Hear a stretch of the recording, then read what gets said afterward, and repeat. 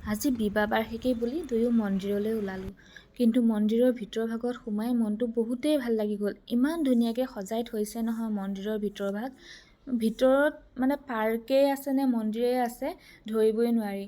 ভাবিলোঁ আপোনালোককো এবাৰ দেখুৱাই দিওঁ। ইমানেই সুন্দৰকৈ সজাই থৈছে, দেখিয়ে ভাল লাগিলে। এই মানুহজন পিছে আগতীয়াকৈ গৈ সেইখনত ৰখি আছেগৈ দেই, তেওঁ কাছ চাইছে। কাছখিনি সঁচাকৈ বহুত ধুনীয়াকৈ কাছ আছে? ওপৰত ওলাই আছে, ধুনীয়াকৈ খেলি আছে। আৰু ইমান ধুনীয়াকৈ সজাইছে নহয়, আপোনালোকক কি ক'ম, কিন্তু দেখিছোঁ। আপোনালোকক সম্পূৰ্ণকৈ দেখুৱাব নোৱাৰিলোঁ। গোটেই বৰষুণত আহিব ৰ মানে বনাবলৈও আছে। চিপচিপীয়া বৰষুণ দিছে, ভালকৈ সেইটো কাৰণে ঘূৰিবই নোৱাৰিলোঁ। এয়া আমি এতিয়া মন্দিৰৰ ভিতৰ ভাগলৈ বুলি গৈ আছোঁ।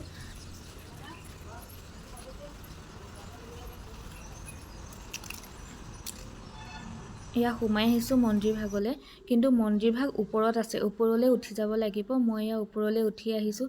চাওকচোন ইমানেই ধুনীয়াকৈ সজাই থৈছে নহয় মন্দিৰ ভাগ, কিন্তু আমাৰ কপালেই বেয়া নে কি গম নাপাওঁ, পূজা আমি আহি নাপালোহি।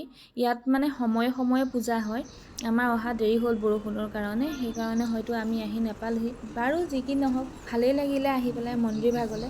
ধুনীয়াকৈ ফুৰি মেলি ধুনীয়াকৈ ফটো মাৰিলোঁ, লগতে ৰিলছ কেইটামানো বনাই কৰি লৈ পেলাই ভাবিলোঁ ৰাতিপুৱাতে একো নোখোৱাকৈ আহিছোঁ, পেটটোত পূৰা নিগনি দৌৰি আছে। ভাবিলোঁ দুইটাই গৈ পেলাই অকণমান কিবা এটা খাই পেলাই খাবলৈ বুলি বিৰিয়ানী অৰ্ডাৰ দি পেলাই চাওকচোন অহা নাই, সেইটো কাৰণে মোবাইলকে চাই আছে। কিনো কৰিব নহয় জানো। অৱশেষত আমাৰ ইয়াৰ খানা আহি গ'ল। ভিডিঅ'টো আজিলৈ ৰাখিলোঁ দেই, কেনেকুৱা লাগিছে ক'ব।